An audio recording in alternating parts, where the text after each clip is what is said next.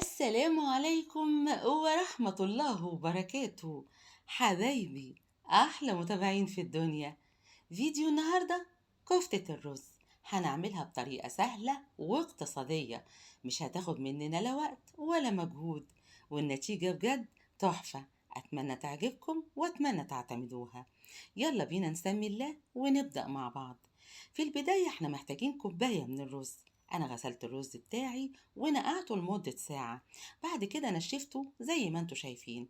تقدروا تستخدموا بقى في المرحلة دي صينية زي ما أنا عملت، أو حتى فوطة نحطها على رخامة المطبخ، مفيش فيها أي مشكلة. بعد كده هنجيب الكبة بتاعتنا اللي هنستخدمها في كل الوصفة، نطحن الرز، ممكن كمان نطحنه في مطحنة الخلاط. ولما الرز بتاعنا يوصل للقوام اللي انتوا شايفينه ده، قوام ناعم كده، يبقى جاهز معانا. هنرجع للكبة اللي هننزل فيها بربع كيلو من اللحمة المفرومة. تقدروا تستخدموا أي نوع انتوا حابينه. بصلاية متوسطة، وخمس فصوص من التوم، لأن التوم بتاعي كان صغير، إذا كان كبير ممكن فصين. بعد كده بقى محتاجين خضرة، نص حزمة من البقدونس، نص حزمة من الكزبرة، ونص حزمة من الشبت، يعني خضرة المحشي. هننزل بيها في الكبة هي كمان زي ما انتوا شايفين، وهننزل عليهم بمعلقة من الملح، نص معلقة من الفلفل الأسمر، نص معلقة من الكزبرة، بسيط من الكمون. وهنضرب المكونات بتاعتنا دي كلها الأول مع بعض قبل ما ننزل عليها بالرز.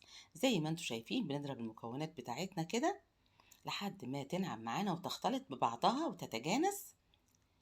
بعد كده بقى هننزل بالرز المطحون بتاعنا، ويا دوب هناخدها كده ضربة واحدة بالكبة عشان تبقى جاهزة معانا. زي ما انتوا شايفين، زي ما انتوا شايفين القوام متجانس جدا مع بعضه، والكفتة متماسكة جدا، ولا أسهل من كده.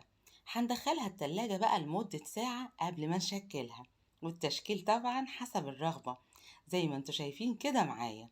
بعد كده هقليها، ولا أسهل من كده. إذا حابين أعمل لكم فيديو أعمل لكم فيه صلصة الكفتة، يا ريت تكتبوا لي في الكومنتات، اللي انتوا بجد بخل عليا فيها قوي.